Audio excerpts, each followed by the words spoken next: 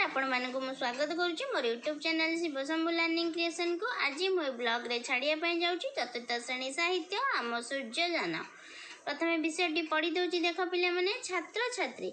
शुभ सकाळ गुरुजी। गुरुजी शुभ सकाळ पिला माने तुमे माने केमिति अछ? छात्र छात्री भल अच्छु गुरुजी। गुरुजी पूर्व श्रेणी रे आमे चंद्रजान विषय रे जानिथिले, आज सूर्यजान विषय रे कथा हेबा। रवि गुरुजी मु सुनिछि जे सूर्य जने देवता जे 7टी घोड़ा द्वारा टणा जाउथिबा रथरे आकाश रे भ्रमण करंती। भानु हाँ हाँ मु मध्य समान कथा सुनिछि। भास्कर ना सूर्य एक अग्निपिंडुला। सबिता ना एहा एक तारा। गुरुजी ठीक कहिछ। खुशी मनरे सूर्य एक तारा और यह बहुत उत्तप्त, तेणु लोक मैंने यहाकू अग्निपेंडुला बोली कहती। छात्र छात्री हाँ गुरुजी सतरे यह बहुत उत्तप्त होइथिबो। सबिता गुरुजी सूर्य पृथ्वी ठारू बहुत दूर रे अवस्थित, तथापि यह एते उत्तप्त किरण प्रदान करिथांदी। भानु सेथिपई मु ग्रीष्म ऋतु रे सूर्य को आदौ पसंद करे नहीं। रवि मु किंतु शीत दिने सूर्य किरण पाखरु जमा उठे नहीं। मो जेजेमा को बहुत ठंडा, से से दिन सारा खरारे बसंती। गुरुजी सूर्य एते उत्तप्त कहीं तुमे समस्ते केबे विषय केबे किछि भाबिछ कि? सबिता सूर्य उपरे सबुबले निया जलुछि, सेथिपई बोधुए तांकर किरण आमको बहुत उत्तप्त लगे। रवि जदि एहा सत तेबे सेठारे किए निया लगाउ थाई पारे। भास्कर तुमे दुहे ठीक बाबू नाओ। सूर्य उपरे निया जलिबारु उत्तप्त आसी न थाए। सूर्य एपरी गैस रे गठित जहा अत्यंत उत्तप्त मो बापा गोटिए बहिरु पढ़ी मते बुझाइथिले। गुरुजी भास्कर ठीक कहिछि। सूर्य हेउछि मुख्यतः हाइड्रोजन और हीलियम गैस द्वारा गठित। यह एक उत्तप्त पिंड। यह पृथ्वी ठारू अनुमानिक 1.5 नियुत किलोमीटर दूर रे अवस्थित। भास्कर तेबे आमे चंद्र को सूर्य पाखक पाई परिबा कि? आश्चर्य होई समस्ते शिक्षकों को चाहिए। भानु सेठाकू किपरि जीवा? जी जीव से तो जली जीव। भास्कर गुरुजी सूर्य बहुत उत्तप्त, सेथिपई यहाँ चमकुची बोधे। शिक्षक हाँ सूर्यंक पाखरे पहुँचवा सहज नुहे। यहाँ चंद्र परी आम पृथ्वीर निकटरे नाही। यह बहुत दूर रे अछि। जेपरि चंद्रर किछि रहस्य अछि सेहीपरि सूर्यर मध्य किछि रहस्य अछि।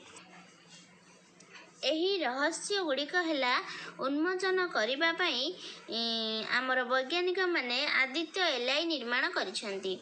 छात्र छात्री आदित्य एलआई आश्चर्य होई। भास्कर गुरुजी गुरुजी एटा पुणी कौन? गुरुजी भास्कर तुमे निजे।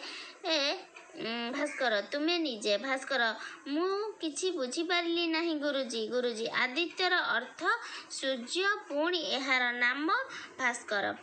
सेहीपरि आहुरी 2 जण पिला मध्य आदित्य नामरे एही श्रेणी रे अछंती। सबिता हाँ मु जानिछि, भानु एवं रवि।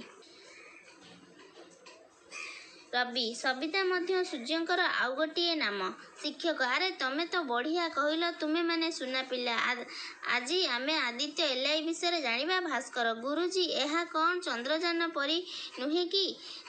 गुरुजी हाँ भास्कर आदित्य एलआई होउची चंद्रजान परी समान प्रकार एक महाकाश जान। एहार कार्य होउची सूर्यंक विषय तथ्य संग्रह करिबा, जेमिति से केउ समय रे किपरि होइता, एहा भितरे जळुथिबा नियार उत्तप्त केते, ताहार प्रभाव पाखरे केमिति होइताए, आम पृथ्वी को यह केते प्रभावित करिताए। सबिता गुरुजी यह सूर्यंक निकटरे पहुँची जाइछि कि? गुरुजी सूर्यंक निकटरे तो नुहे, यह सूर्यंक ठारू अनेक दूर रे रही सूर्यर आश्चर्यजनक फोटो उठाई पठाइछि, जहा देखिले तुमे माने आश्चर्य होइजिब। सबिता गुरुजी एते पाखरे से कौन तार उत्तापरे पड़ी जाऊ नाही?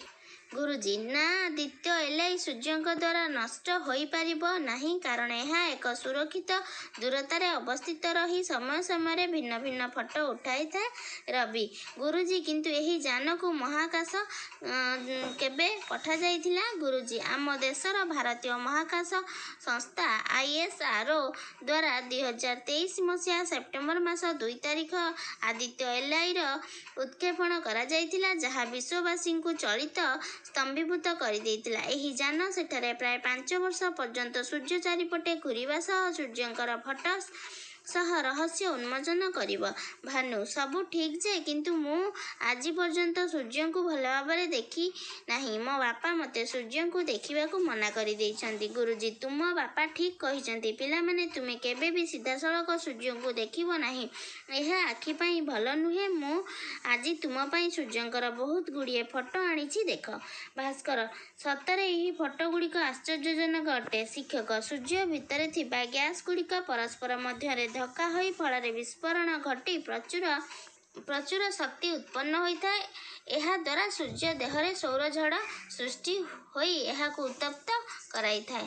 ଛାତ୍ରଛାତ୍ରୀ, ଗୁରୁଜୀ, ଆଜି ବହୁତ କିଛି ନୂଆ କଥା ଜାଣି ଖୁସି ହେଲୁ। ଶିକ୍ଷକ, ପିଲାଏ, ଖାଲି ଏତିକି ନୁହେଁ। ଆମ ଦେଶର ବୈଜ୍ଞାନିକମାନେ ଚନ୍ଦ୍ରଯାନ, ସୂର୍ଯ୍ୟଯାନ ନିର୍ମାଣ ପରେ ଏବେ ଗଭୀର ସମୁଦ୍ରର ରହସ୍ୟ ଜାଣିବା ପାଇଁ ସମୁଦ୍ରଯାନ ନିର୍ମାଣ କାର୍ଯ୍ୟରେ ଲାଗିଛନ୍ତି, ଯାହାର ନାମ ରହିଛି ମତ୍ସ୍ୟ 6000।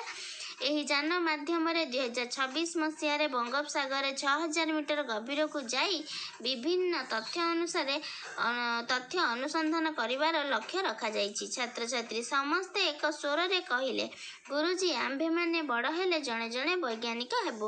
ନୂଆ ନୂଆ ତଥ୍ୟ ଉନ୍ମୋଚନ କରି ଦେଶ ଓ ଜାତିର ଟେକ ରଖିବୁ। ପିଲାମାନେ, ଇଏ ଥିଲା ଚତୁର୍ଥ ଶ୍ରେଣୀ ସାହିତ୍ୟ ସୂର୍ଯ୍ୟଯାନ ବିଷୟଟି।